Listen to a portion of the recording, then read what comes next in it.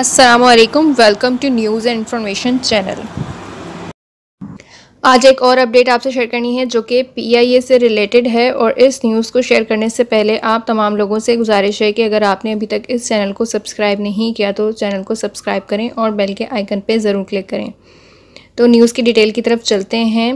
PIA ने जो वो अपने ऑफिशियल ट्विटर अकाउंट में ट्वीट किया है, जिसके अंदर उन्होंने ये ऐलान किया है कि वो जो है अब 9 जुलाई से PIA ने अपने ऑफिशियल ट्विटर अकाउंट में इस बात का ऐलान किया है कि वो 9 जुलाई से अपना जो फ़्लाइट ऑपरेशन है UAE से पाकिस्तान और पाकिस्तान से UAE उसको दो तरफ़ा परवाज़ों का आगाज़ करेगा, अपने फ़्लाइट ऑपरेशन का आगाज़ करेगा दो तरफ़ा। यानी कि पहले जो थी वो सिर्फ़ और सिर्फ UAE से पाकिस्तान एक तरफ की एक तरफ़ा फ़्लाइट्स हैं वो ऑपरेट की जा रही थी, जिसके अंदर जो है वो फंसे हुए जितने भी पाकिस्तानी थे उनको स्पेशल फ़्लाइट्स के ज़रिए पाकिस्तान वापस लाया जा रहा था।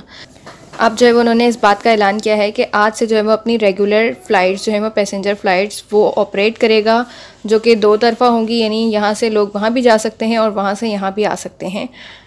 इस न्यूज़ की डिटेल को बताते हुए उन्होंने ये मज़ीद बताया कि मुत्तहिदा अरब अमारात में गैर मुल्कियों की आमदोरफ्त की इजाज़त दिए जाने के बाद पाकिस्तान एयरलाइन PIA ने इमारात के लिए फ़्लाइट ऑपरेशन को मुकम्मल तौर पर बहाल करने का ऐलान किया है।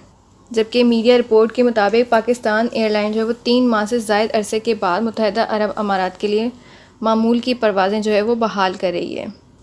और मज़ीद डिटेल में ये बताया गया कि मुत्तहिदा अरब इमारात जाने वाले मुसाफिरों पर लाजमी होगा कि वो हेल्थ डिक्लेरेशन फॉर्म जमा कराएं और मुसाफिरों को कोरोना टेस्ट की रिपोर्ट भी जमा करवाना होगी, जो कि 48 घंटे से ज़्यादा पुरानी नहीं होनी चाहिए। अपनी फ़्लाइट को बुक करवाने के 48 घंटे आपने पहले करवाना होगा टेस्ट, और उसकी जो रिपोर्ट है वो नेगेटिव आना लाजमी होगी। और बाकी जितने भी SOPs हैं UAE के वो तमाम फॉलो करने होंगे।